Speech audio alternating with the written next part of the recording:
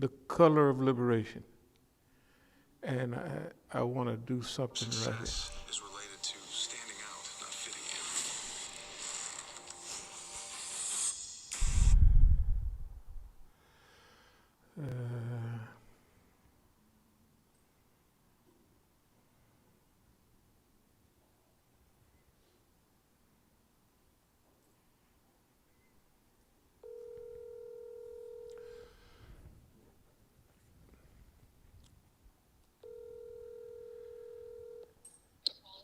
Hello. Salam alaikum. What's up? I'm at class right now, and I want to get your confirmation on something. Remember when we was in South Africa and we was living with our friends there, right by the big masjid? Uh-huh. Well, you remember the masjid that where you was sitting outside and they thought you were a beggar Right. and they tried to give you some money? Okay, but they did. But the other thing is, you remember the daughter of our friend, say Rabia's daughter. And they wanted you first to talk to her about a problem that she was having. Do you remember what that problem was? Thought she was ugly. She was ugly, right? And the kids at school was calling her a black bitch and stuff like that. Oh, she was dark. Cause she was dark, and she thought she was ugly, right? Yeah, because everybody teased her because she was darker than me. She was darker. Yeah, I'm looking at her right now.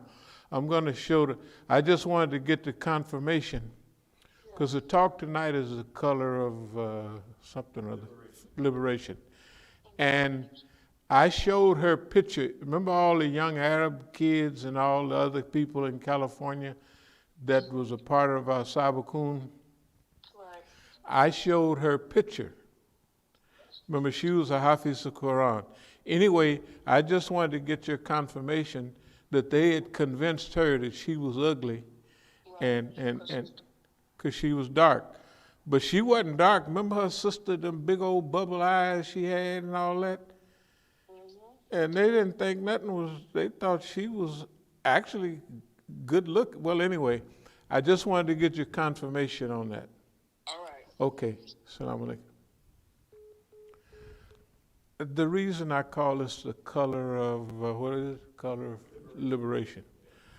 Would y'all look at that picture? The sister that I'm talking about is this one right here on your right-hand side. Can you see her? She's a Hafiz of Quran. And no, she was, I told her, I said, sister, I said, you would be a model anywhere else. I said, look, now I showed her a picture to all the young foreigners, you know. Who is that, man? What's happening on that? Can you cut me in? I said, she thinks she's ugly. And they was looking at me. She is model quality. They convinced her that she was ugly. We had to talk to her, and she was convinced, no, I'm ugly. I said, not the one sitting next to her, the sad looking one, is fine. She just nice. This girl here was convinced because of some kind of, I don't know where it come from, what the standard of. Of course, you can see that they're all of Indian origin. But they convinced her. I said, that smile. I say, you a Hafiz of Quran? Because this is at a program, and she's reciting Quran at a program, opening up the program, Anyway, it's unbelievable. Okay, but I'm saying, and she was the size of her model and everything. She's not, It's unfortunate because you're talking and I'm thinking that she's going to look not like that. oh no. She was probably one of the most beautiful young ladies that we met in South Africa, to our standard. to everybody else's standard outside of her high school crew. Outside of her high school crew. They had convinced her. They used to call her, they didn't tease her like, you know what I mean? Like, but they just, that's your reference. You know, we're beautiful and you're a black bitch, you know. You're just a black bitch. You know, that's the way the kids there talk. And they had her hooked up until, so actually, Sister Bahia talked to her. She said, what? And then, so then they wanted me to talk to her because I was a man, and if I said, whatever, they convinced you or what? I said, you ought to take me over there, and I stick my foot. I was more physical in it. I said, I'll bust all them niggas upside the head, because they niggas now, don't you worry about that. If they didn't convince you that you are ugly and black, then it was a long story. But I just wanted to get to that because as I was listening to Dr. Lumumba, he's got lecture after lecture. He gave a lot of good lectures. And one of the lectures was about can Africa make it? Can Africa do it? You know what I mean? And that was one of his. Let me go back here and look at exactly what that was. But that was the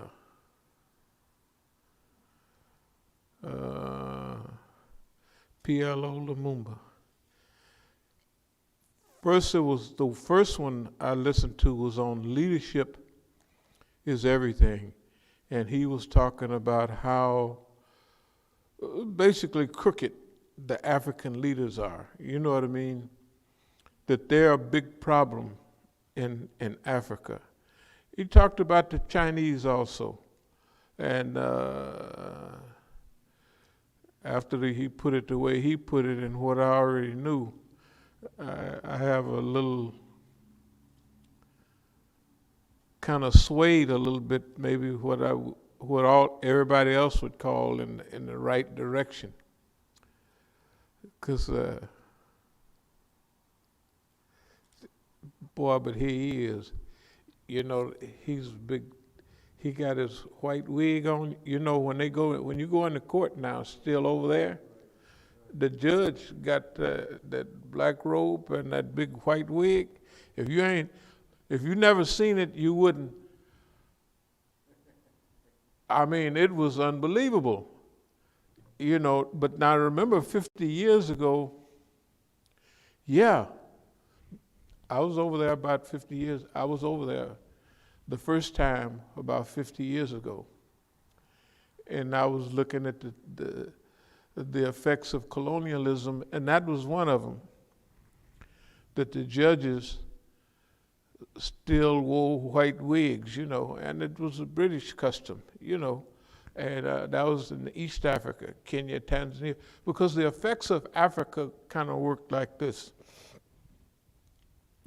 They had Francophone countries. Those are most of the West African French colonized. They still spoke French, and a lot of their constitutions were written in France. Didn't got liberation. Definitely their currency was printed in France. Just imagine what the colonizer can do. He can print 2 stacks of money, one for himself and one for you. You know, and he can do what he wants with his extra printing, because once he get it in the market, you can't prove. This was true over. I mentioned some of this before. Tests was corrected in East Africa. Tests was sent to London to be corrected and what have you. And so this was the the effect of colonialism, which he was talking a lot to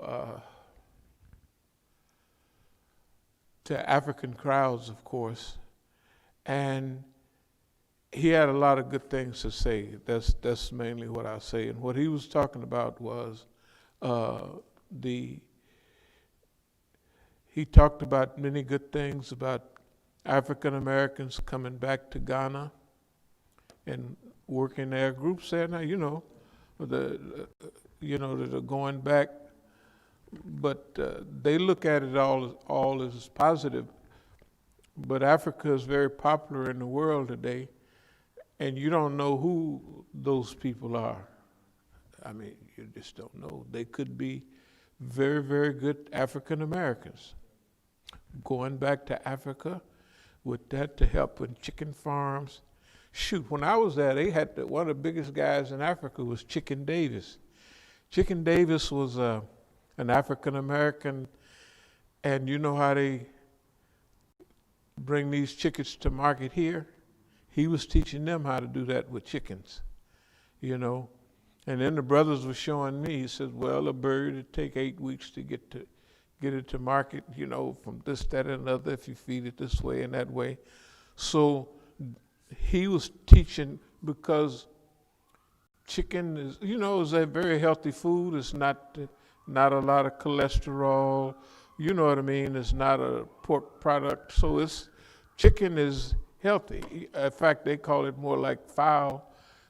They don't call it meat. What do they call it? Poultry, yeah. Meat. So technically. But don't a lot of African countries that were under French colonization are still paying France to this day? Oh, it's just sad. In fact, when I listened to his lectures, it brought back a lot of sadness. I had to go into optimism, because it was he was reminding me of the patterns of behavior with his own. He's a good speaker, and he's bringing you up to date. And everybody is, well, it's not only that. If the World Monetary Fund and all these people give you a quick loan, like you become a dictator, you take over the country, okay, you borrow as much as they're going to loan you, and then you put out or you go run off to somewhere else, right? Well, or you stay there till they kick you out, but you put your money in a European bank in case anything ever happened to you. That's why in the Congo, Mobutu Seko, whatever his name was, that killed Lumumba. They killed Lumumba. Those guys, when I was in the Congo, the story was like this. If they stop your bus and the soldiers get on the bus, you break out running out of the back door. If you're just a regular Congolese person, because they're going to rob you. And the Congo, and all our phones, we got the stuff in there from the Congo. The Congo River could supply all of Africa and then most of the rest of the world with many of its basic needs. But the Congo was owned personally by King Leopold of Belgium. Yeah. One man owned the Congo. And that you have to include Rwanda and a couple of those places, Anyway, this talk has some racial overtones, and the solution to these historical overtones, you know what I mean? In other words, what do we do about them? You know, what is our relationship to Africa? What is the African American relationship with that and with back home in Africa? Of course, when we got back there, we'd all bow down, kiss the ground, and we back home. And it was just wonderful. The only thing at the airport, of course, white people getting off the plane, and all the workers would run and grab the white folks' bags. And you just had to struggle with yours, you know. Because I guess their idea was white folks gonna give you a bigger tip than black people will. And they don't know whether you're American, African American, or some other African, you know. So they know, basically, I guess their custom is they're not gonna get no whole lot of money from you. But boss man, Bwana in Cuba. Now Bwana just means human being, man. Bwana this, Bwana that. But Bwana in Cuba, it carries heavier connotations. It's like big Bwana. Bwana Kabir, call him Kabir. In Cuba, Swahili is very close. Bwana in Cuba, yeah, that's right. Karibu, come in, come on in, get near, you know, and Karib, you know, Nasrul Karib. Allah's help is near. So the language is very close. There's half Bantu and half Arabic on the East Coast in Kenya, Tanzania, Uganda, and Tanzania, or it used to be Tanganyika. So Bwana in Cuba almost has some godly like, and that could be the white man, Bwana in Cuba. Yeah, big white, big. Okay, so the Africans got through a lot of that, but I want to start narrowing this down to us. Would you look at this picture and look in this right-hand corner back there? Is that the right-hand corner? Do you see an Iranian-looking guy sitting there, and all the rest are blacks, right? Those are all part of different movements and what have you. And okay, now you can see the Iranian guy. This is at a big conference. Imam Khomeini's representative. This is a big conference that people go to, and when I would go to them, even when I go to Iran and other places, and especially South Africa, you may be picking up a little money, and when I go to Africa, I drop off, you know what I mean?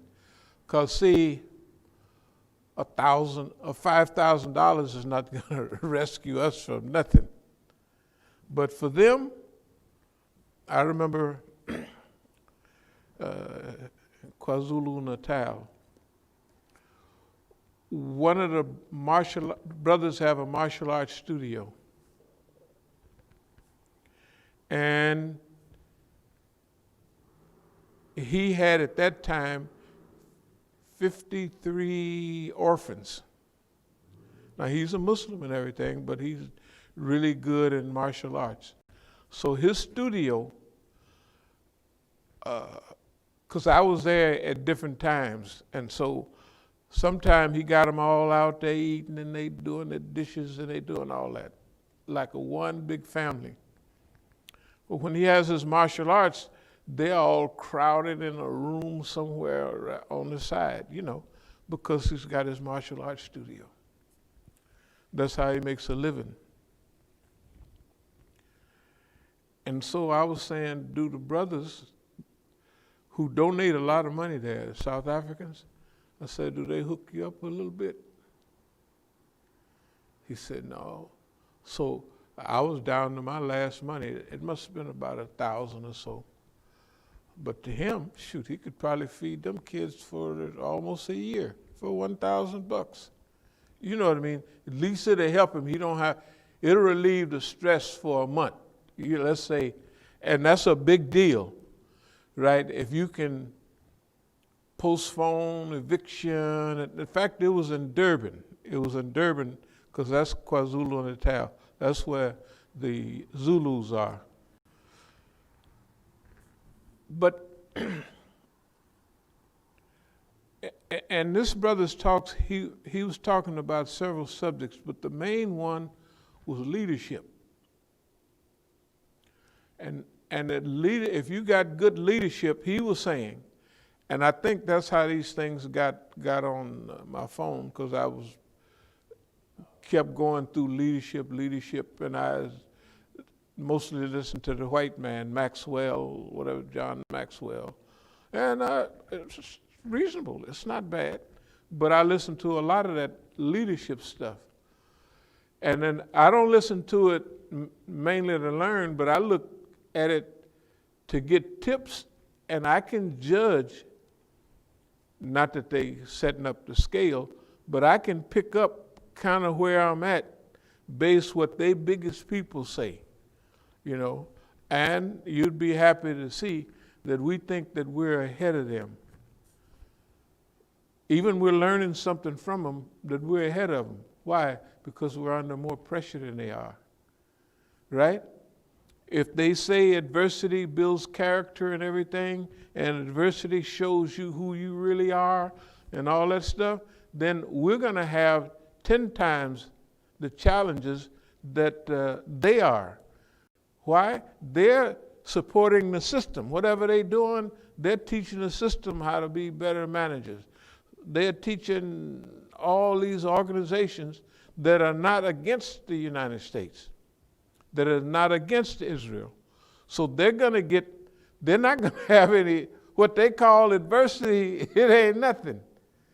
It actually is nothing. But they feel it is something, so from that, they learn a little bit. Now, I was talking about this one because I started off with this one. And I started off with the other one because it deals a little bit with color and what people think. This one, the Iranian brother is just sitting back there watching. Now this is in the heyday of go for the Mustadafin, black people, and help them. So right in the middle of the war, the foreign ministry had money and resources to help people with, mainly the Mustadafin, mainly us. In those days, we were the Mustadafin, or black people was the only ones, especially out of black people, the one who were Muslims, a few had leaned toward Iran. The majority had leaned or drifted or was bought toward Saudi Arabia. That's from day one, okay. So you can almost read this brother's mind from here. He's sitting there just watching. Yeah, he leaned back. He's not participating. He's just seeing what conclusion will you guys come to, because they wouldn't have some criterion that you had to, but they was listening to where you was coming from. Who's going to be leading in this? Who's going to be, okay. So by the mid-'80s, if this was 81, 82, 83, 80, something like that, by 85, when we had our big meeting up in Canada, it was a Hajj conference, Yeah, it was a Hajj conference. All these people like this is Yassin Abu Bakr. Yassin Abu Bakr, the poor guy, he was there at this conference and others. I need guns, we're being oppressed down in Trinidad, right? Trinidad. And we're gonna have a rebellion. I said, you ought to put a sock in, brother, you can't. I said, do you know who these people is? I said, do you know who's sponsoring this program? Islamic Republic of Iran. So if you see 10 people, you can say 9 of them are like they either on Saudi payroll to come watch what they gonna do, or boss man. Boss man, they underestimated boss man and his opposition to black people. Like even nobody picked up but us that if they had 300 extra FBI agents after the fall of the Soviet Union, they all went on black gangs. Nobody else black picked that up. I mean, like, hey man, we got to talk about that. If this was the most important thing in their world, the big giant Soviet Union, and the second most important thing is niggas. Can you imagine? And then I don't know if you remember, but I gave khutbahs about that over, on 8th Street, because soon I said, what? Okay, now, so everybody overlooks their importance in a way. Black people overlook their importance, and they overlook Malcolm X, and they overlook all that stuff, They just overlook it.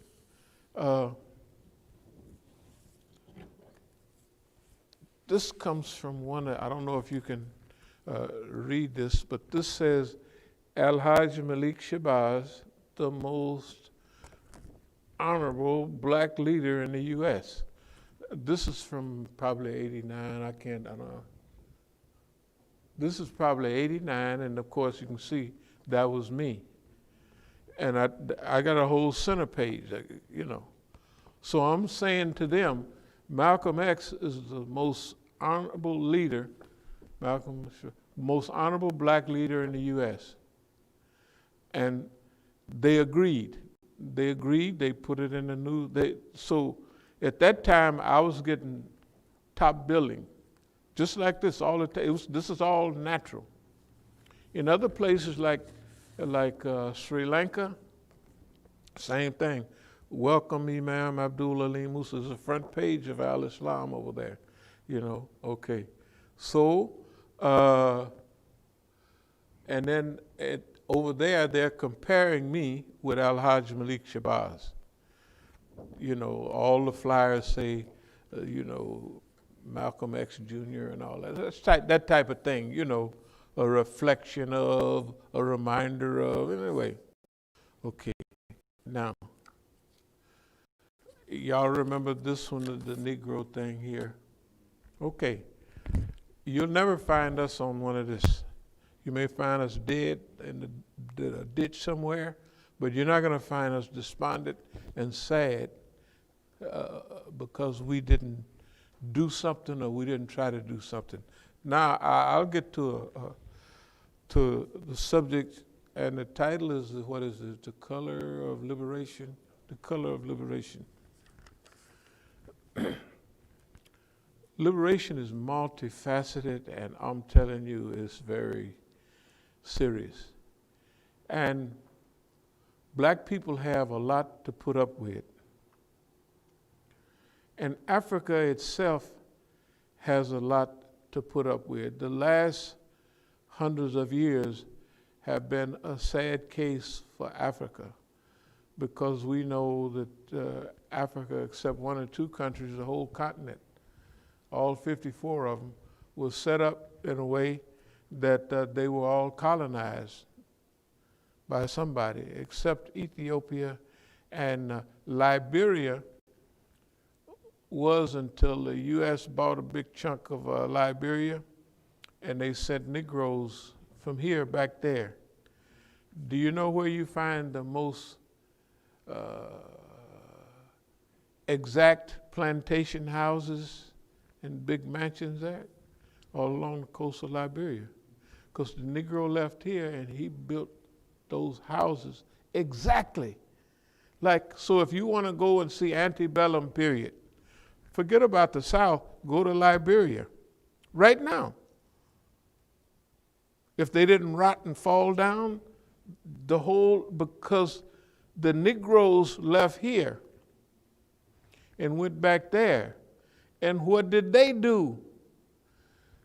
Some of the pictures from the 70s and 80s about the people with Oliver so-and-so, the Negroes from here went back there and did the Africans like Boss Man did us here. Yes, he did, I'm telling you. I'm telling you, he sure did. The Negroes here, remember he goes back with superior technology. He goes back here with it because he done built everything for the white man. So when he goes back there, he has some ideas about, at that time, 1843s, 1847s, and all that period, the Liberians, the people of Liberia, they're just like the rest of Africa, you know, and they don't have the same road systems, transportation systems, and all that other. So Liberia was recolonized or counter-colonized by Africans from here.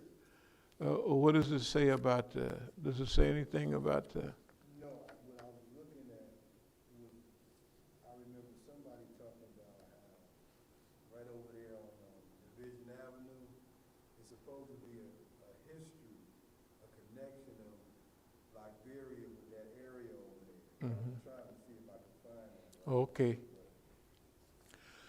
Now, you have to remember,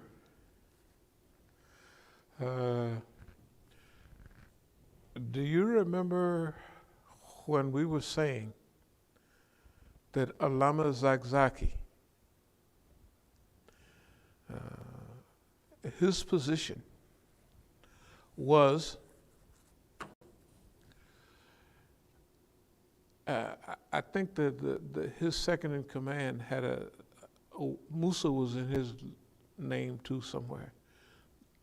So we was on the bus together going to Qom, and we talking all the time, and we was all sitting together, you know, not birds of a feather, but Africans kind of will look up, hey, y'all, what's going on? Where you from? Oh, da, da, da. So I'm riding with Zakzaki's second in command. I'm sure he was martyred a few years ago. I'm sure he was. So, but I'm saying, hey, I was insinuating that since what I'm seeing is, I'm saying his crew, brothers and sisters, when I'm getting off the plane, is some of them going to Qom. When everything, you can see that there's a whole transfer of them.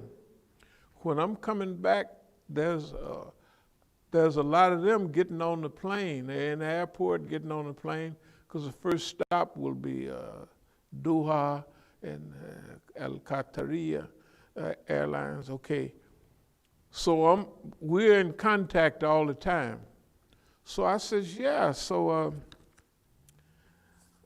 the Iranians is hooking y'all up a little bit, huh? They kind of getting it. He said, no, we take care of all this ourselves. I said, oh, okay. Now that was 4 or 5 years ago, something like that. Yeah, that's Alama Zakzaki. That's when he's speaking with, we're at a program. And that's Imam Khomeini's grandson. So, now, if you take this article here, was printed in 16 newspapers. You can see it right here. American Shiites reached crossroads. And then they have a picture of yours truly. So that was around 2009 or something like that. And right after that, it was printed in 16 newspapers in the U.S. So all of us, not all of a sudden, But as time went on, these are the Indian, Indo-Pakistani, Shias. So after a while, you notice I don't go to their programs either. I don't. And the white man know what he's doing. So he puts my picture, and they talk about their program almost like we're running the show. You see what I mean? So they already know, okay, they're Shias. They don't want, they're talking about Shias, this, that, Shias, that. This nigga ain't no Shia. He's a Sunni. So now, all our kids love him too. He's the most popular speaker amongst, because for certain reasons. Not now. The same way the Iranians. What I'm making this point. Sometime, anybody with skill that knows the psychological makeup of other people can interject in the simplest way an element of racism that will cause whichever people it is that need to work together, they just throw one thing in there and they pop just like that. That's what happened. Okay, now this relates a lot to us. If you see, this is Mukhtar right here, right? This is a tattletale. Mukhtar got all these, you can see they're Latinos, they don't have no black police in none of the incidents that I have. You don't have black police that heard, they said, that nigga, that when he was here, didn't nobody get killed. They kind of know, they talk amongst themselves. But this right here and the beating before, should it produce in me? Should produce a violent, experience. I should be one that, just like I had to tell some of the people on the video, you do not allow people to do that to you, right? Okay. Tribalism in Africa, fighting and killing each other. Once it starts, it don't. They had a thing that talked about the guns will be silent in 2020. He was saying guns and it was did about this time last. He said the guns will be silent in 2020 all over Africa. You go around Africa right now. Ethiopia and 2-3 more places is just on fire. Okay? That old thing of divide, conquer, and rule. The most harmful thing about Africa is that, number one, the leadership, like all over the world, is the most important factor. The leadership factor. The next thing is peace and stability. Because if farmers gonna get shot out there in the field, right? Or it's gonna be some rebels moving through his farm, he ain't gonna grow nothing. He's just not gonna grow nothing. If the markets are full of food, the women are not going to the market because they could get shot, raped, killed, or anything. And then especially with the way Africans treat each other. My study of one of the great books that I use about Sheikh Uthman Danfodio and others, in those, even the modern writers, one of my best friends, Ahmed Kano from the University in Nigeria, he wrote this good book. I got a good book on Sheikh Uthman Danfodio. In fact, some of the writings that I wrote before, it came almost word for word out of that, but I kind of rearranged it a little. But they refer to different tribes as different races. we see each other as black. They don't see each other. What's your linguistic crew? I was in Malawi and I asked this, it was 50 years ago.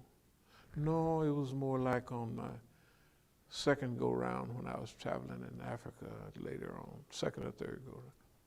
So I was going through Malawi and they had an old time dictator there, used to wear hamburger all the time. Hastings Banda. He had been there since the founding fathers. So you know where you're always talking to the girls. So in the airport, yeah, da-da-da-da, what do you guys do here? What do you produce? And da-da-da-da. And it gets on to, how many groups do you have here? Says, well, we have 72 different languages. So you have 72 languages? But they all kind of the same, aren't they? You can understand it, like desk, or chair, or airplane, and one of the languages is almost the same. And says, no, they're totally different languages. That's good God Almighty. Hey, man, you technically, and that's not just. Some countries have 152. He was naming. Some countries have 152 languages, but to say everybody got 30 or 40 different languages, although you might have a main group, you may Sotho and Itswana in Africa, in South Africa and what have you. But the vision of Africa and Africans has affected the world. And it's kind of clear that the world has a guilt complex. And all you got to do is say boo, and you can scare people. You know what I mean? You can scare people away from blacks. Remember clearly, even when we was at the program downtown over there, they was having a program where they had a big fanfare table for Alama Zakzaki. That was just to play around. They haven't did, and they didn't do nothing technically for him. The other thing was, here's a guy that was solving a lot of Nigeria's problems. Number one, on Quds Day, he would have the priests and all the other ones come, and he was getting that hooked up. The other thing is, the Islamic movement in Nigeria is mostly Shias. Okay, to go from 0 to 180 miles an hour in a quarter of a mile is pretty fast. In other words, to go from all Sunnis, when we first met and became friends, he was Alama Zakzaki. Yeah, he's a Nigerian. Where Shias come from in Nigeria? No, he became Shia. After he studied and studied, even in the early days when the first 20 years when we spoke at programs, he was still a Sunni. Then the government came to him. In fact, part of what he does now, his structure is teaching according to Shehu Uthman Dan Fodio. He called them Fudiyas, because Uthman Ibn Fudi is his name, not Dan Fodio. So he called his study circles Fudiyas, after Uthman Dan Fodio. So I'm just kind of imagining, say he's 75% Shia now, and a little bit of Sunnism hanging around. This is the feeling I get. But the point is, remember the suggestion we made? Is if they wanted to bring all of Africa to Shiism, all they got to do with the African mentality, right, and that light-skinned mentality, right, nobody come to do nothing for them, nobody come to help them. If they help him. And I told them, I think they sent Muhammad Al-Asi over there. I don't know. Huh? They did. They sent him there. I told them, you send me over there, and you send a few people, say, just don't sweat it, just $5 or $10 million, finished. And have them driving a few tractors, making a few loads, doing a little something. The Iranian-looking people and the Indian-looking people. And they don't say nothing. You let me do the talking. Who are those people? Oh, those are your brothers. And da-da-da-da-da. They happen to be Alul Bayt. No big deal. Who's Alul Bayt? Well, just da-da-da-da-da, right? I'm telling them, you just let me do it. That's why on all the stuff that's been happening to them in the last few years, I went out to the IEC and I talked to one of our friends. I said, have you ever known me to say anything incorrect about Iran or anything else?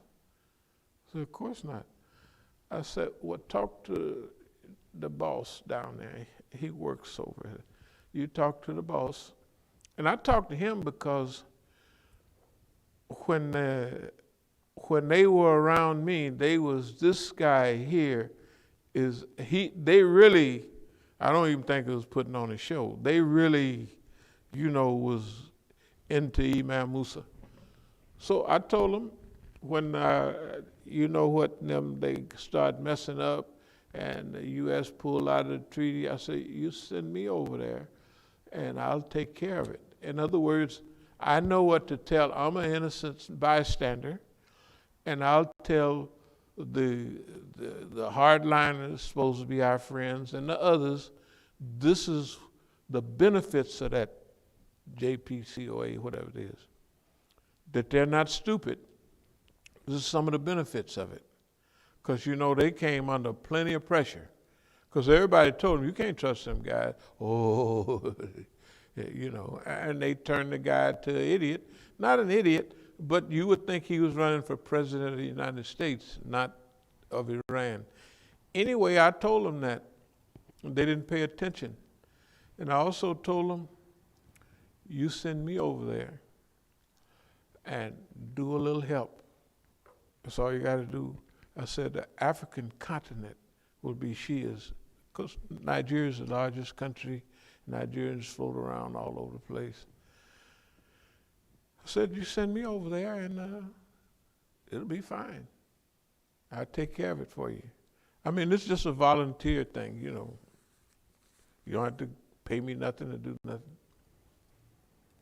They didn't do it. Well, you can see they didn't do it. Why they didn't do it? If they got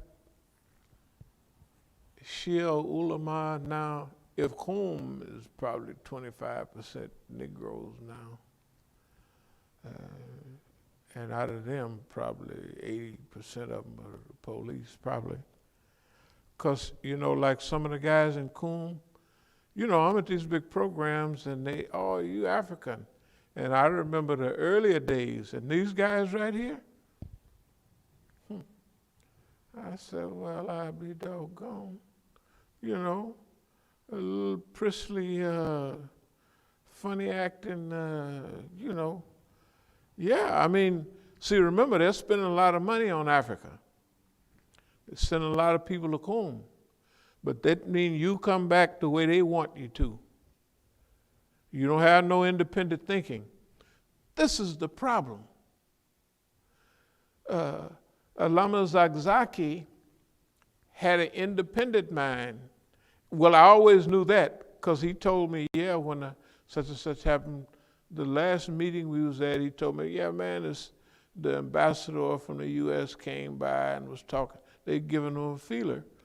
And he said, no, I ain't into that, And he came back one more time. After that, boom, In other words, I could tell what's going on by what's happening in the environment. So, know that if you're not going the way people want, okay, If you look at the Negroes here, they got Negroes on all the stages, every stage. In fact, the more you speak up, the more they put them on stage. Why? Why is it? It's because they're following the song, and you have, of course, I'll voluntarily sing that song if I like it, and I'll sing the parts of it that I like. You know what I mean? If it's a good song, I'll sing part of it. If I want to, if I feel like it. But if I pick up something, that's a little smelly over there, right? That's my job. That's my duty. That's my responsibility. You either follow the line or it's goodbye, you know. And this has been happening all the time. This is brothers right here in 87. Those are Afghanis. They're staying at right there where you're from. They're staying at ISNA headquarters, right there in Plainfield. And we were staying in some of the same little housing areas. And remember, they had them here because this is in the days when the Afghanis are on the U.S.'s side. So all these guys were going to hospitals here. You could probably see that they're all leaning one way or the other. They were all going here and getting special reconstructive surgery. They was treating them pretty good. And they had a place to stay. So, and ISNA was involved. Now ISNA, remember, if you involved at the top, you're gonna be right on through the sinews. So ISNA is gonna provide them a place to stay, make sure they get to the hospital when they need to, and they're gonna be here for a long time because they're gonna have reconstructive surgery. And if they get to liking it, they might be able to stay. What the heck? Okay. That's right there at ISNA headquarters. That's in 87. In 87, the Soviet Union had not fallen yet. It had another year or two to go. Something like that, maybe even 3 years ago. Okay, the point is this. If you hem the party line and they're sure you're going to do it, they're going to keep you in the swing of things. They're going to keep you up there. But if you got, does anybody know who that lady right there is? This is in Oakland. This lady is a big communist. Yeah, okay. This is Aunt Jemima, since nobody. This is Aunt Jemima. She was big. Remember, many of the people in the party said that she was the police. And when you think about it, she was writing in the newspapers all the time. When she came back from Germany, of all places, instead. I looked up her teacher, Macusa. He was supposed to be real popular. He was like this. They called him, at that time in the 60s, they called him the Big Three. He was like, it was Mal, him, and somebody else. This was her teacher. Right, right. And I looked him up, and the information I saw led to him working for. Yes, yes. Well, you can see how easily we come to that conclusion. No, they make leaders for us, man. They into everything. And this is the reason we're treated the way we're treated here. But it's not a problem. It's a challenge, it's adversity, and you train yourself to like it and use it to improve. But there's a cardinal principle that we have, that we've been doing, and nobody expected us to be able to do it. Like, for instance, the nonviolence. We're attacked by this guy. We're sent to jail. And we're arrested over and over again. I mean, it's in the most ridiculous ways, right? You could tell we're half naked. We had to put on, you could tell I had to put on my clothes. I'm barefooted. And here he is. What kind of human being is that? You know what I mean? What kind of African American would tell the police And it's all on record. This man coming from D.C., he got 2 shotguns, da-da-da-da-da-da. And I tried to warn him. You know, I did it on the thing. I said, the policeman then gave me the clearance, you know. And I told them, if you want something done to him, you do it yourself. That's on there. In fact, when they played it in court, then the white judge, I guess it slipped in.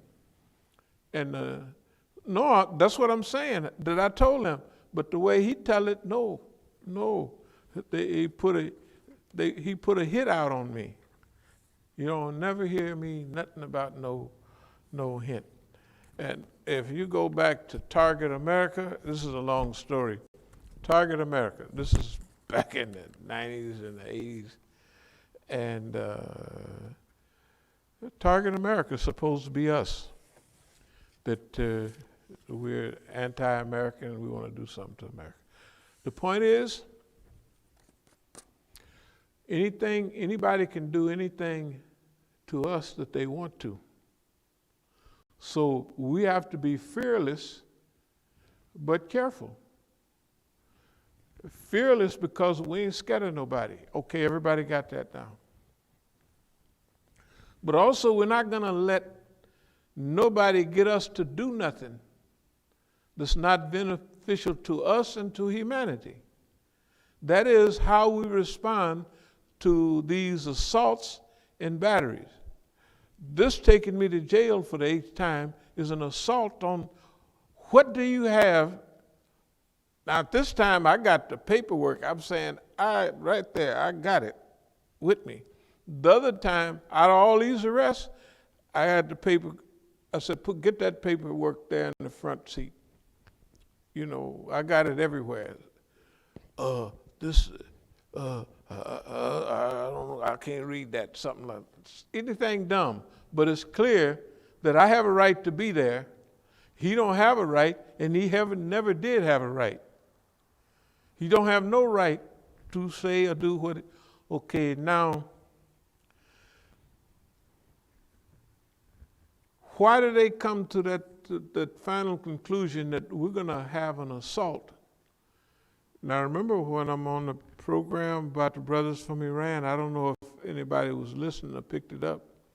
I said, yeah, you know, on November 4th, I was assaulted in the masjid. So he said, we had something to do with that. I said, just freeze then. Just, don't tell me over the phone. When we were videoing all those things and we're talking, I said, well, don't worry about it. In other words, to this day, I don't know exactly what they meant, but that means that it was on November 4th. That's Mark Bar Amrika Day, of course. You know, when they took over the U.S. Embassy. Yeah, that's when they took it over on that day. We come across so much here, and we want our people to be free, that's all. But we can't make them free. This is this don't look like much, but this is very important. That's coming out of a little masjid in Sharpsville. You ever heard of Sharpsville? Mm-hmm. Sharpsville. That's in South Africa. That's the imam there. To hear him talk about Zionism and all that stuff, I said, hey, man, that was a good feeling. That's the reason I said, man, this is good. This is good, because the brothers there I'm with are taking me literally everywhere they can. When you get back home, boy, you're going to be one tired brother. Because, there's the chief. Yeah, there's the chief. You can see the chief from way. There's the chief, see there? Yeah, that's the chief. That's in Iran? That's in Iran. Wow. Yeah, that's in Iran, and that's Imam Hassan, used to be in L.A. Yeah, poor guy. Anyway, this is something that helps the idea about racism. Like, this is a picture from the some education going on at the Royal City in Sudan. And where is the Royal City? Okay.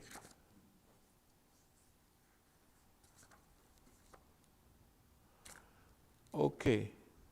There's another one. Let me get a few of them so you can get more than one. Does anybody remember Imam Abdullah Haroun? Imam Abdullah Haroun from South Africa. You don't remember? You ever read the book, The Killing of the Imam? Abdullah Haroun. Just pop him up right there. This is some of his followers.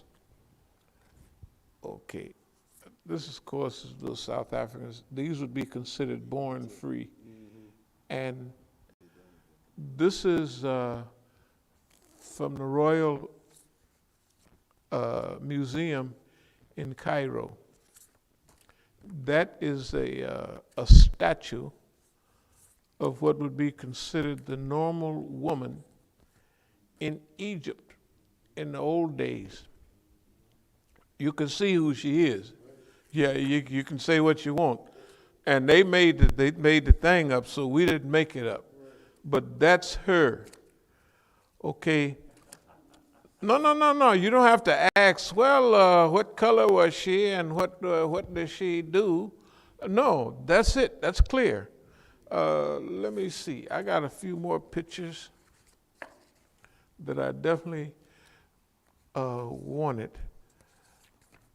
But it will show you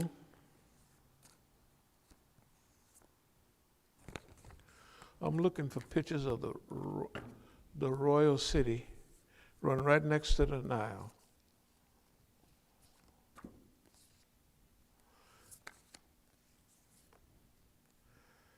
There's the chief again. Okay, here's the trip to Sudan.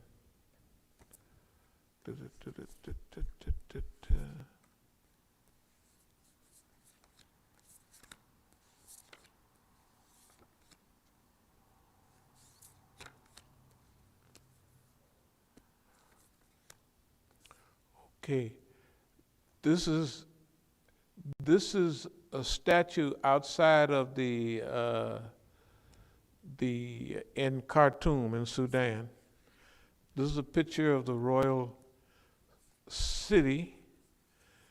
This is a picture of you may remember the cameraman and the brother Fareed Newman. Yeah, and that's Fareed. He took all those pictures. Yeah, you could take those pictures. And you could see, I got a few more, but you can see those are pictures of the pyramids in Sudan. And you could see that lady, if she was Egyptian, which they got in the Royal Egyptian in Cairo, that lady there, the one that's unmistakably. This is another picture of the Royal City in Sudan. Okay, you can see the pyramids in the background. The picture that you have of Egyptians is not black.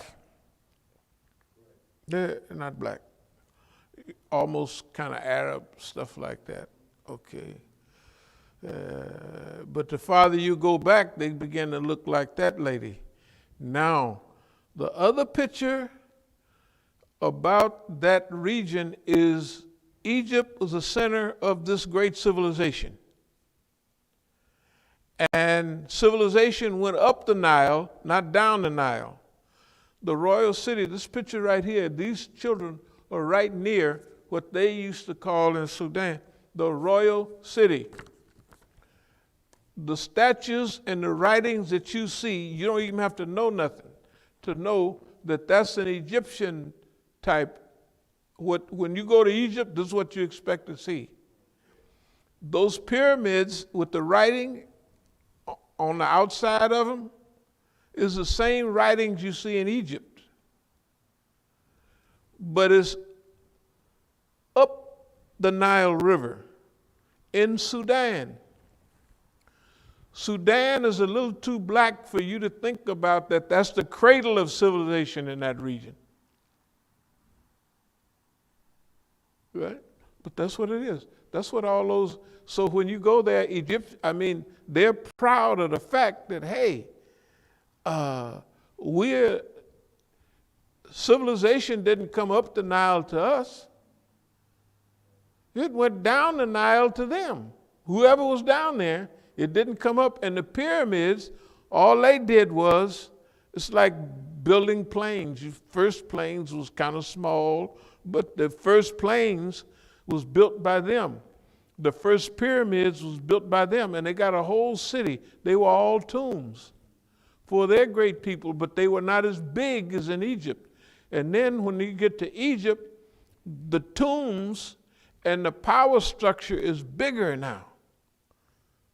But all the basis of that civilization, it didn't go up the Nile, it came down the Nile. And that's a distortion of the reality. First of all, let's change the color of people in Egypt. Change them, let's manipulate it a little bit.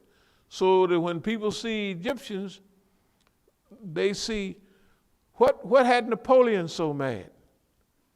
When he got there and saw that the Sphinx, he blew the nose and lips. He said, nigga, that's a card-carrying nigga. That man there, or that Sphinx, that head, is not a European head. And it's so old that he trying to blow all the stuff off with a cannon and can't do it. Because that's a whole phase of ancient history right in front of you. There ain't nothing you can do about it. The point is this.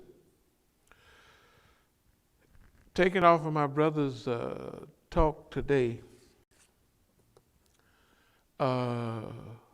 we're happy with everything we've been doing, but you have to realize that if we was anybody else, we would get the Geneva Convention Award or the Nobel Peace Prize Award, because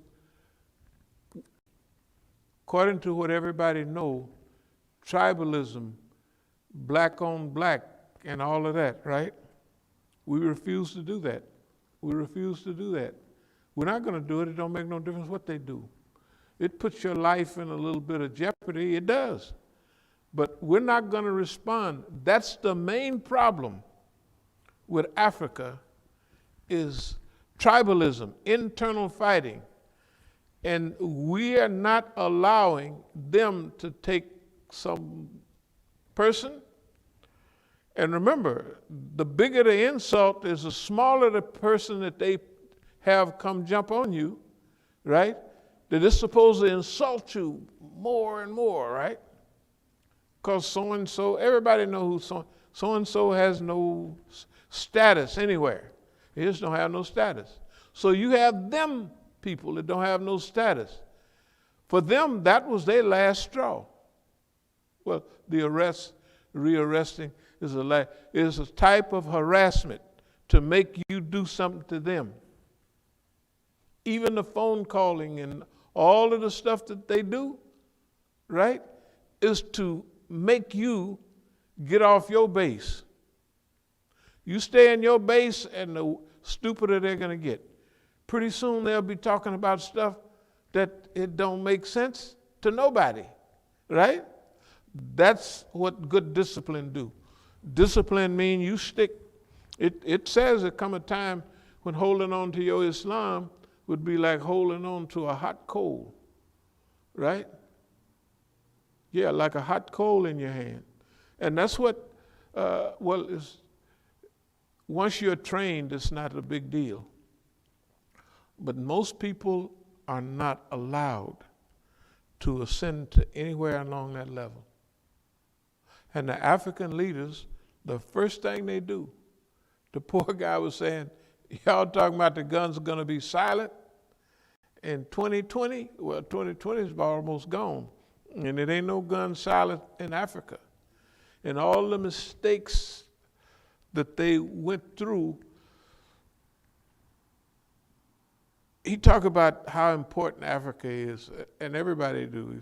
Well, the Japanese invited the African leaders to come, and they talk about what they, Japanese, and what Africans are going to do to help each other grow. He says, I don't believe it. He says, in China, they put the chiefs and all them guys, the dictators, they said they give them special treatment. You know, so you get your own little car, and they put them in the biggest hotels, you know.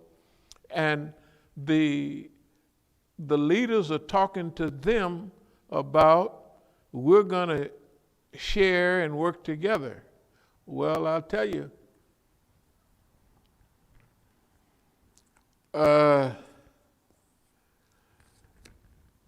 it's a real dirty game.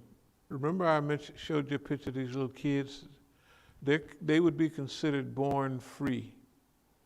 Anybody after 94, almost called 90 when Nelson Mandela got out of prison, because apartheid was moving toward an end, and a little kid, 4 or 5 years old, wouldn't pick up all of what's going on anyway, and so he wouldn't be totally shaped and formed. When I was in South Africa a few years ago, traveling around, one of my friends, he was telling me about, you know, all we did is we traveled and raised funds for Raouf, the drug program. And so we talked all the time. We traveling from city to city. And once they're having a marathon, and it's a lady directing traffic, South African lady, you know, black lady, with a pistol on, a regular police uniform. He says she's considered a born free. They don't remember apartheid. They don't remember all the oppression. You know what I mean? It's like our kids, they know about Jim Crow, they know about that, but they don't technically feel it. You know what I mean? And the older you are, the more you feel it. You know what I mean? No, that was different than what you watching now on that TV. That happened, but it felt different than the way they making it look. It felt 10 times, you know what I mean? Just to have the police put his hand on you like they do right there, they do it so in a way you know you flint, you almost they know how to touch you to make you want to hit them, because they're invading your space, and they know what they're doing. When they got the team there, they want you to automatically, you know, they touch you in a way to where you would, if it was anybody else, you would throw a punch at them. Well, when they got their team there, they do that on purpose. When they searching you, spread your legs, and they're kicking your legs. So you know what I mean? So you got to open them wider, and they don't need them that wide, but it's an assault on your space. So they know what they're doing. These things with black people right now in America and around the world,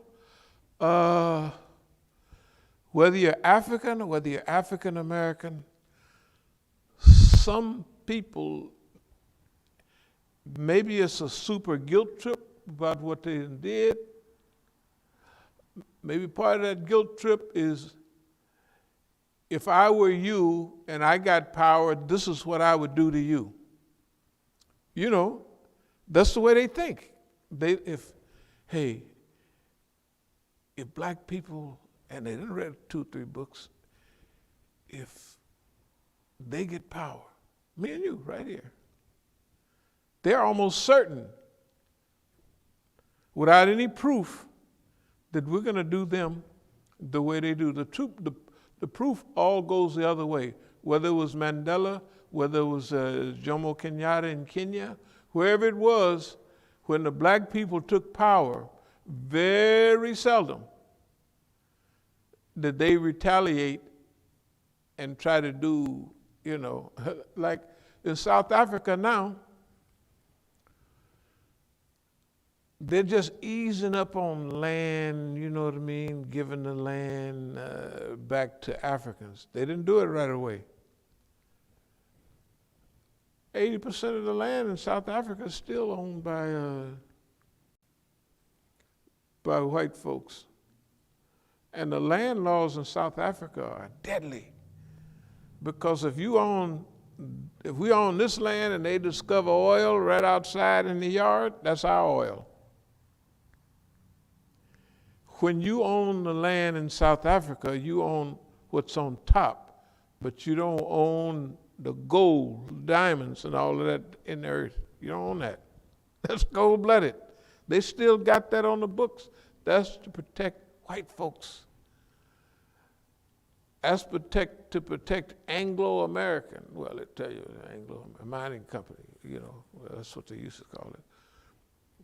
So when anything happens, they think that we're going to respond.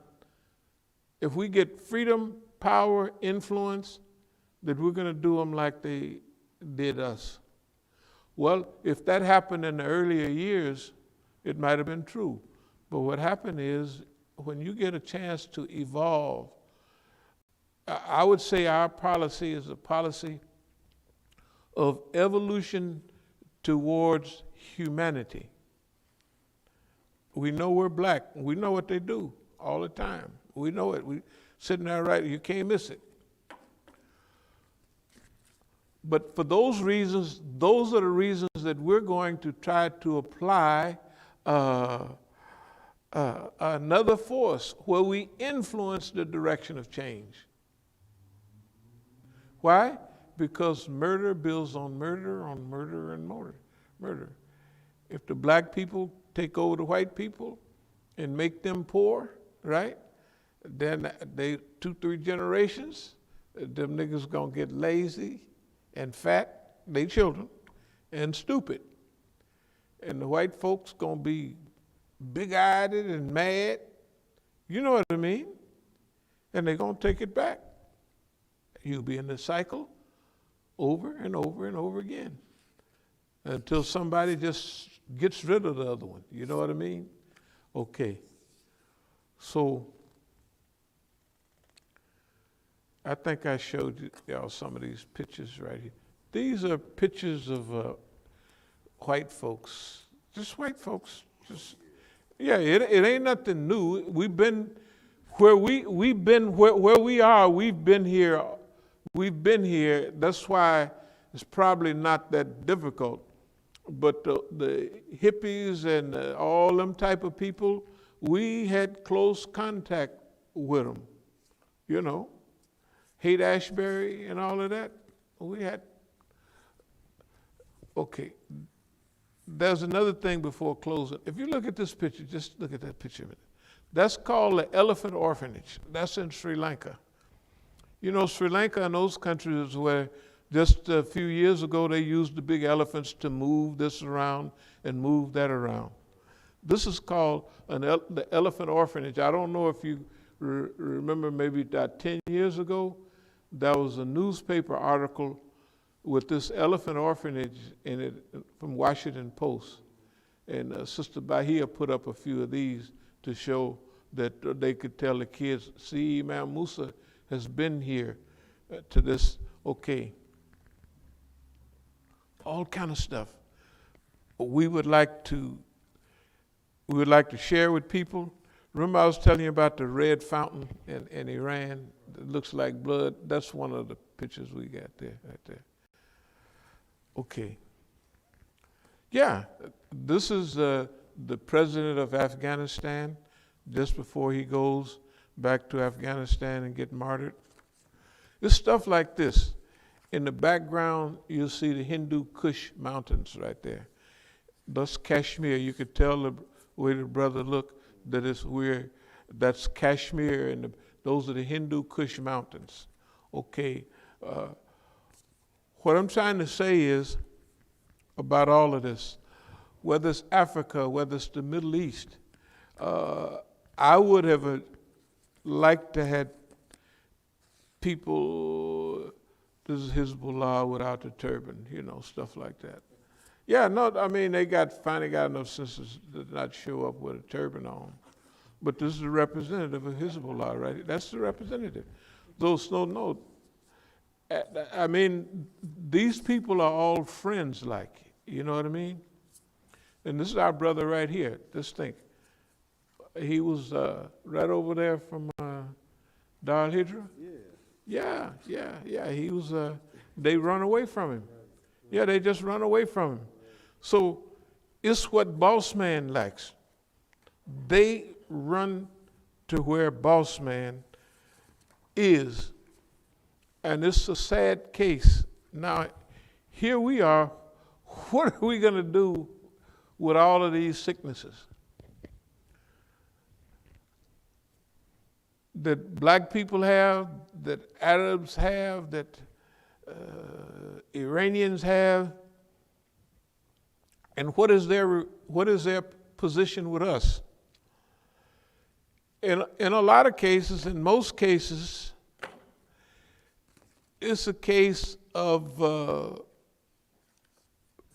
we'll use you and use you up. If you look at the brother's case, in Iran, maybe they got him to play a part in some type of assassination or something like that. Let's just say maybe. But his thing was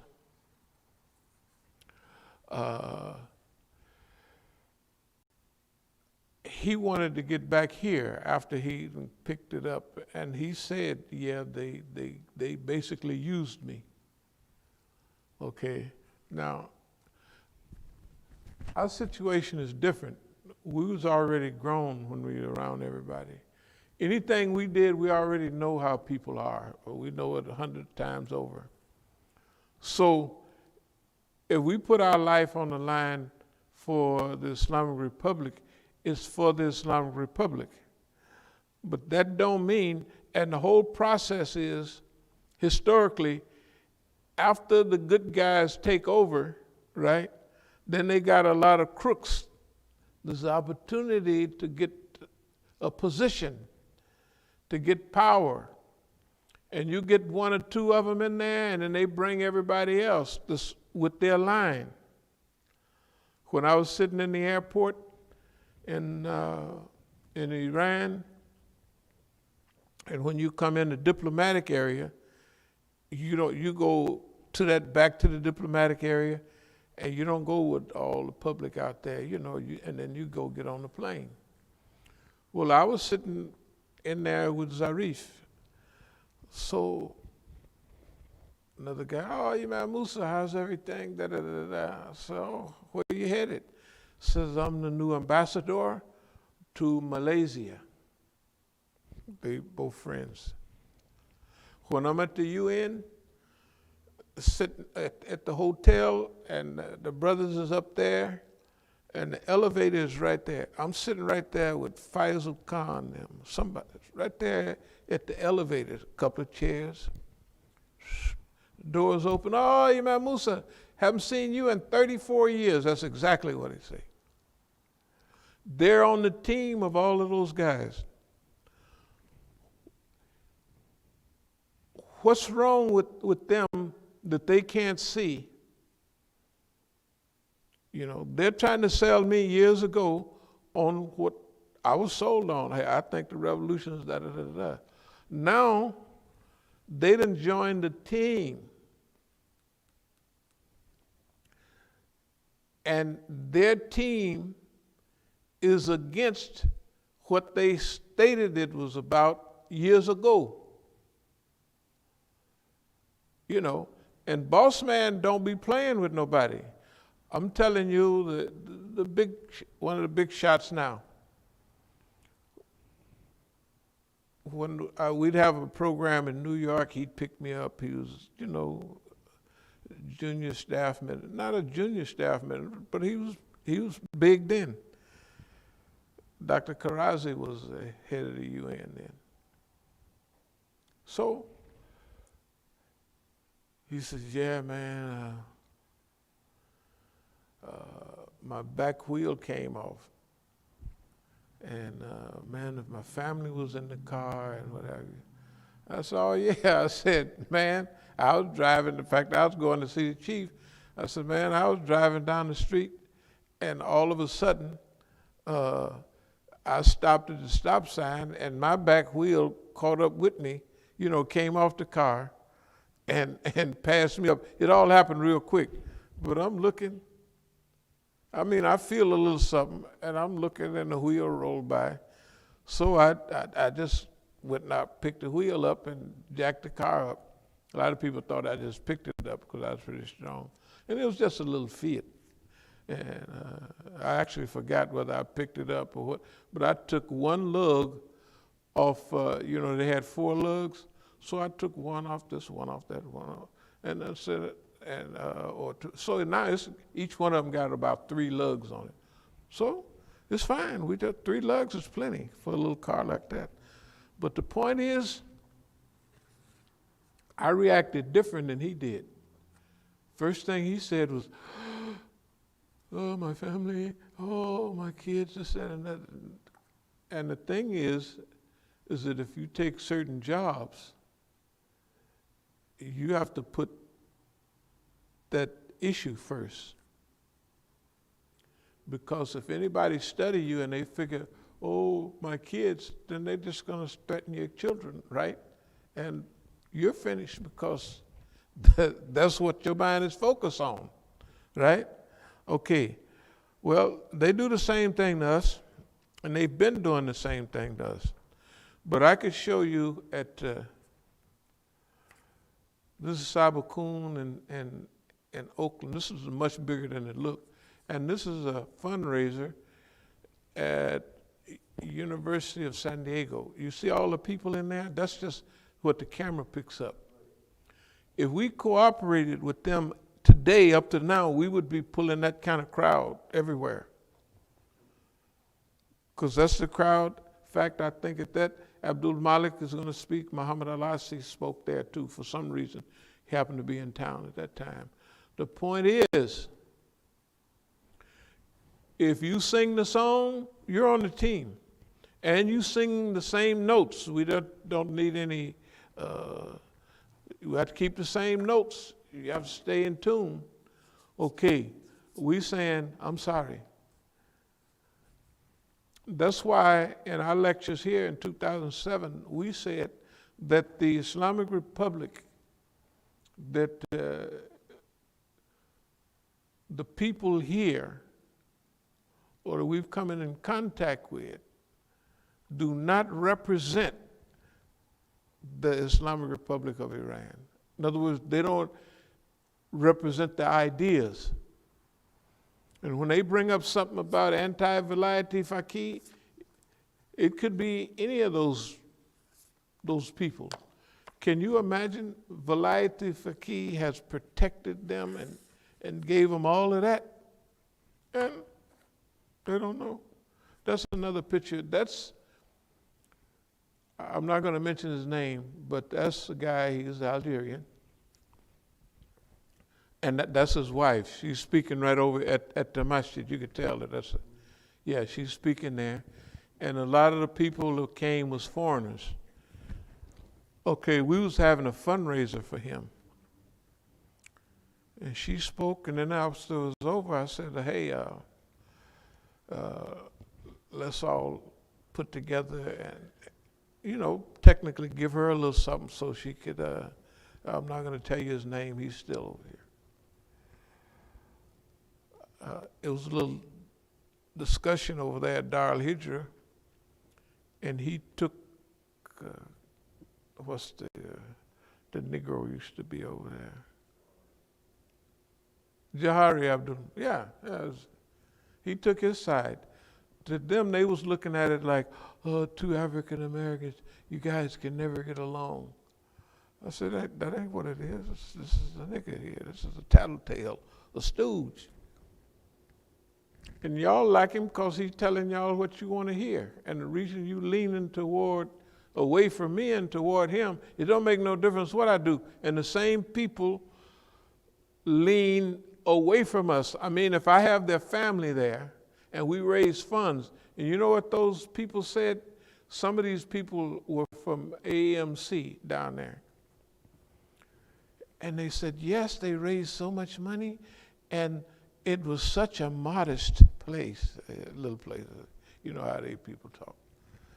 It was such a, it is modest. But we come up with all of that money and they ain't got, and ain't nobody hooking them up with nothing, you know. Basically, this As-Sabiqun stuff is really, really real. The color thing is really, really, really real. But we have a mission and a work to do. We're not going to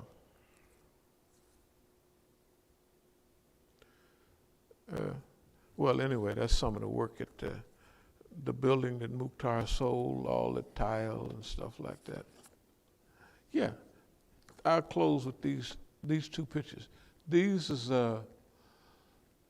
is just 1/5 of the place. That's when you walk looking from the door at one address and you look back and you see tile, beautiful tile. You can see all the way through a kitchen we had, all the way back to a place at carpet. And the other place is fresh carpet laid down. And no, it's a big place. Those are just as much as the camera could pick up. But the point is, we did all of that ourselves. Not ourselves. We just did 80% of this work. This is the same building that we was going to let the Arabs use. This is the back of one of the buildings, and this is the front of the other. You would have to put them together like that. And that's the way it is. Oh, in fact, this is taken from the kitchen. And in that back room, yeah. And all the other pictures are from way out in the front because this is a long building. Anyway, all this, you can see, it's brand new and it's space in here because just where we are, you know. The point is, we don't have the correct attitude for them, and we praying to Allah that we never pick it up. Their right attitude. Is it complicated? Of course it's complicated. You want to help everybody.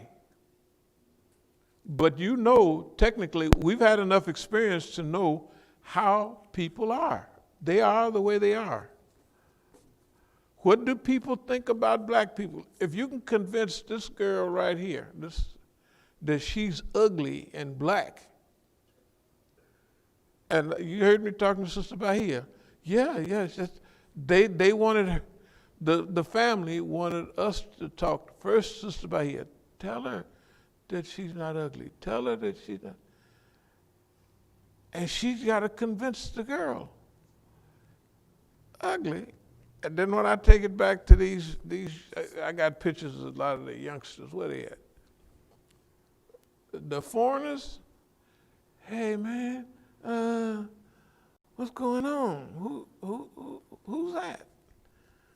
She's just a Hafiz. Well, where is that? South Africa. I just got back. Anything you can do, you know, because they don't mind fixing up marriages. That's the only thing any of them said. Because they all from here, and they all of these tribal people, the Arabs, Indians. Hey man, what's happening? So finally, I told her what I said. She's a little shy because they told her she was ugly. Ugly? What? And she's a Hafiz of Quran. So yeah, the whole family, that's one of their rituals, the Hafiz of Quran. They drop us through Negro areas, even in South Africa. And the point is, that's the masjid in Egypt where you saw Malcolm praying on the red carpet. This right here, I think that's the Ibrahimi masjid, something like that, yeah. But anyway, and yeah, this is the crew right here. All of these guys wanted to know, who is the sister, man? These guys, they all, you can see they all from that crew. Hey man, what's going on? And they all a similar age. I said, no, you can't get with her because she's ugly. They wanted to fight. Well, they wanted to wrestle. They don't fight. This crew, the As-Sabiqun crew, I guess in their culture, they wrestle more.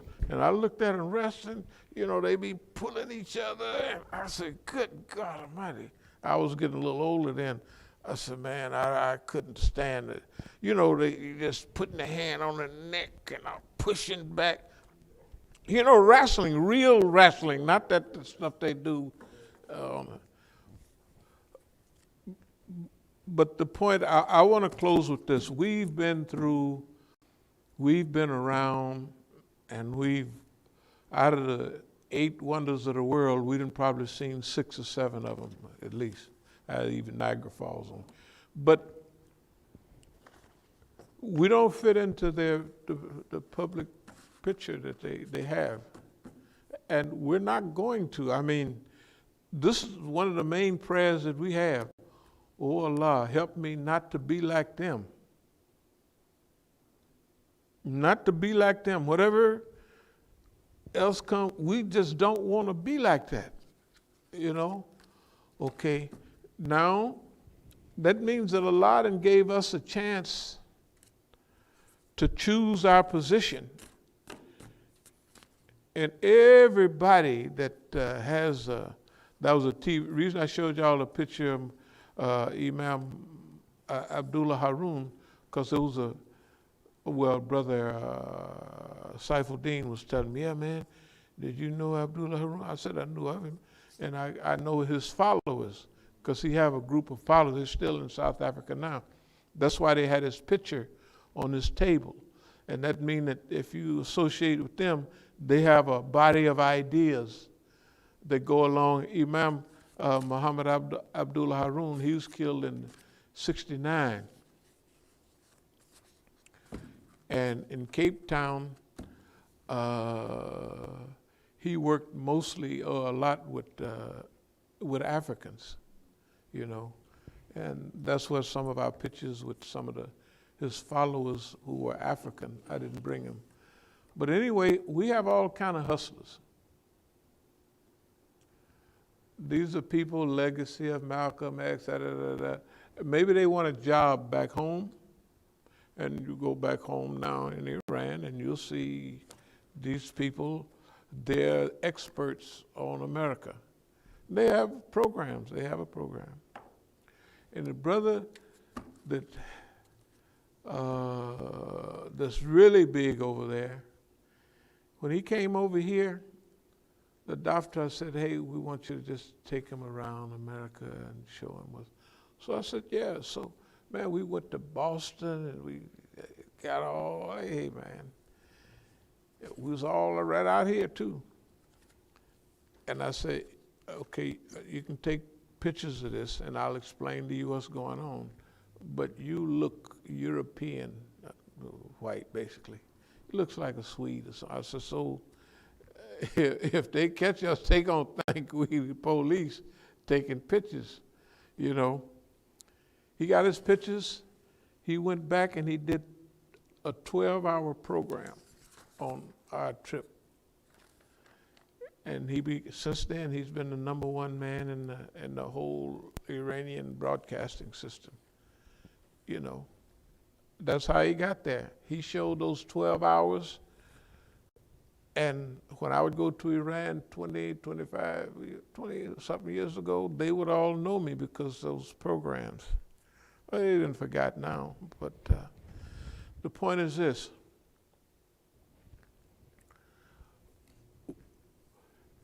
It is a feeling of liberation when you're not tied to those type of restraints. This is one of the reasons, you know, like they have a lot of movie stars and stuff in Hollywood, and all the big movie stars, the women had to sleep with these movie moguls, you know, and then most of them was Jews. that just got over here and they got into something and they would show this spectacular white woman that has all type of character and strengths and beauty, and then she'd have to sleep on the couch with the old ugly movie mogul. And this bothered them. You know what I mean? That's why you would get sleeping pills and all of that, because they're pretending, they're playing this on the movie, and in real life, they got to sell themselves to get that, and that which they get is not worth what they sold themselves for. All the people around have that problem. We don't have that problem. And we pray to Allah that we don't never have that problem.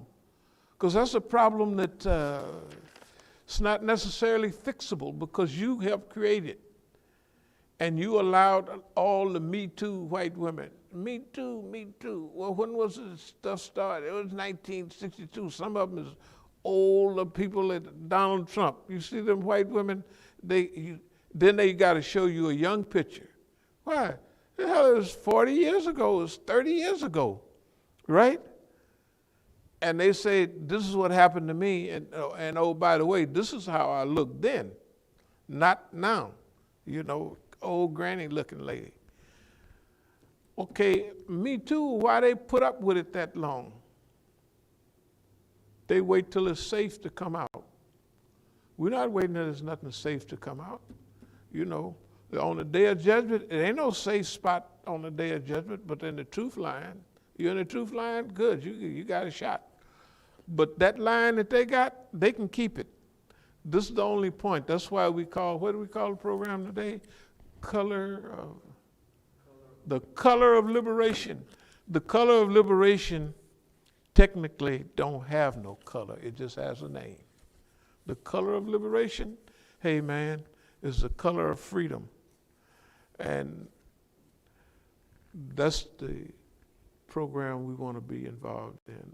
I didn't mean to ramble, but I wanted to put forward where we've been, what we've been around, and how we're digesting it. You know, we've digesting it like that then, and we're not getting worse, we're getting better. We're evolving, because maybe way back when it might have been one thing or another, but as we get closer to today, it's getting stronger and better. And we just pray to Allah, we don't want to be like them. If they bring this little weak stuff out like this must have been Detroit. I remember the whole program. It might have been 2000. Yeah, 2009. And pretty soon the brothers are not inviting us anymore, because the white man doesn't sit there and watch, and they interviewed us more than they did their own people. And this is the same type of stupid stuff when they go and get Medea Benjamin and all those people. You know why they get them? Because they put them on TV every now and then. Just like Answer. Everybody that on their network, they hooked up. You know, everybody that went to Sudan with us, I'm telling you, what's the name them was there? Over at WPFW and all of that. And he's mentioning to me, now don't forget to say something about the minister. Hell, it must be crazy. You know what I mean? They're seeing what's going on, and they don't mention it to nobody. They mention only the people's card that they got in their shirt pocket. If it's the ministers, that's who they talk about. If it's somebody else, that's who they talk about. And they're going to have to live with them wherever the next stop is. So are there any questions or comments? And I apologize for semi-rambling, but I wanted to make the point about the color and the importance. And we're not going to be blocked by color. We're not going to be stopped by color. We know how people feel about us as a people. And we know that'll stop or slow down when we get stronger and better. Yeah. Well, that's what it seems like now when you talk about that particular group, and how they felt mistreated. From that, it seems that now the African American Muslim is focused on that now. That seems to be the rallying cry that they're getting behind. How they've been mistreated by one group. Now they want to figure out how they put themselves in a better position. That's the talk. That's the talk, but see, it's not functional because the reason is there anyone that escaped that jumped over that hole and didn't get splashed water on? We did. So if they were serious, the first thing they would do is come and say, yeah, man, we blew that one. What do you think the next good thing would be? What could we do? Since you missed it, you're the only one that survived all of that, or you're the one that went through all of it and just kept on moving. You ain't mad at nobody. You don't hate nobody. That's just the way it is. What would you think would be a good move for us now? If they were real, that's what they would say. And if it was widespread, some of the mention would get to somebody. You know what I mean? In other words, if that's the talk that's going around and it's really going around, then somebody would say, hey man, why y'all ain't never said nothing to Musa about none of this? He talks about this every week, right? Right. Well, I like what we're doing. I like what we've done, and I like the way we feel and respond to things that happen. And we're not going to let nobody blow us up one day and they media, and the next day they don't know who they are, who we are, you know. That's what they did, and so they'll keep suffering until you go take the medicine or whatever it is that resolves the problem. You're just gonna have that problem, you know. And that's the way it is. One thing I'd like to say, and this to everybody, we let's call this a petty fundraiser. Petty fundraiser means that we would like for you to do several things. Number one is send us a little note about what you think about the program, the programs that we have. Number two, put some money in it. And number three, put just a little amount that you put in there. And as time go on, we'll make a little announcement about, and we'll mention in our own roundabout way, about that amount of money. And you can hear. That way, if you don't hear it, you know somebody got it out of the mailbox, right? Or you pretended to send it, right? Or whatever, it's okay. Also, we would like to have feedback. We don't think this information, I'm not exaggerating, this information is so good that if the right people were hearing it, they would be contacting other people, so man, you got to check this out, check that out. And we don't hear that. We don't hear nothing. So either they got this thing contrived where it's only getting to a few people, you know what I mean? Or how many people did they say that was messing with us? Was it several hundred or several thousand or what? What, views? Yeah. Oh, okay. They don't have the view count yet. They show that afterwards. But What's the standard view count? About, right, say, what we did on Sunday was 88 on the Facebook page, and then we had 188 on your personal profile page, Okay. and then over on YouTube, 35 over on YouTube, That was the one that was live. live on Sunday. Live on, okay. Well, see, but the thing about it is we don't hear nothing from people, right? So what we want to do is get feedback from you.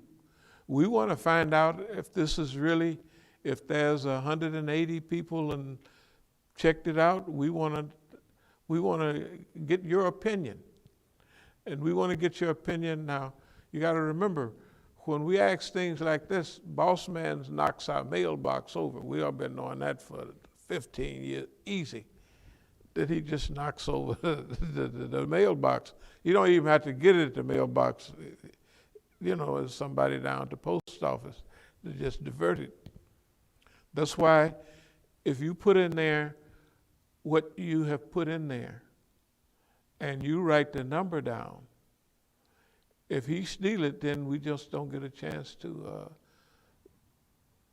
mention it because we don't get it, right? If we get it, that's because he didn't let it go through. If it don't have the money in it, somebody is lying, either him or yours truly. But we like to do that just to get a feel because we're going through and developing some extraordinary programming right now. And we'll be going back to Oakland soon. And that all takes some finances. Quick example. Today we just figured out what our daily program will be. So automatically when we get up, we'll do our regular studying. We'll pray, study, and then we'll have a walkthrough. Walk through the masjid, walk through 4481, walk through the bottom, walk through, you know, Brother Tufel's place. We'll walk through. Because with the weather like it is, you got to walk through and either turn the water off or turn it on for a little dripping, all that, you know, how's the too cold, too warm. All of those things, there's money linked with it. If we want new carpet over here, we've got the thing just about ready to go. All we got to do is scrape everything out of there and do a little trim up with paint and open up. If we're not open up, you got to remember, those are incomes that we just don't have. And remember, we have survived, I would say 40 years, but it is 40 years, but over 35 years with direct assault, a direct assault on us, on our income, on our money, and all that. It's been that. It's a miracle that we was able to come to D.C. and start what we have here and then expand what we have there in Oakland. And I have pictures of other masajid, other centers. We're happy with what Allah is, with Allah's decree, we're happy with it. Ain't no doubt about it. But now, there's certain things that it's not from desire, but we would like to see happen. And what we would like to see happen is based on our scriptures. Quran, Sunnah, traveling the earth, that is history, right? And our experience here. We kind of like the experience that we've had because we've encouraged it. Yeah, we know what we say and then what Boss Man is going to do. I mean, we can't be 100% sure, but we've been doing this long enough and we've been examining life long enough that you almost get not control, but let's call it, we'll just say that do we able to manage boss man's behavior. Yeah, from right here. Okay, so remember, just get your pen, your paper, and nice envelopes, and send what you can, but you can't oversend. So send whatever you can't oversend. No, we need that type of help. We are, till we go out and get our spread from Boss Man out there. But in the meantime, and I'll close with this, we want to do everything on our own time.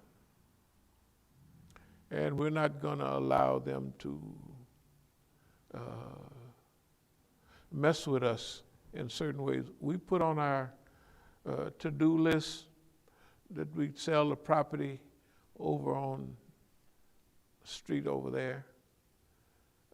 It's just a lot. Years ago.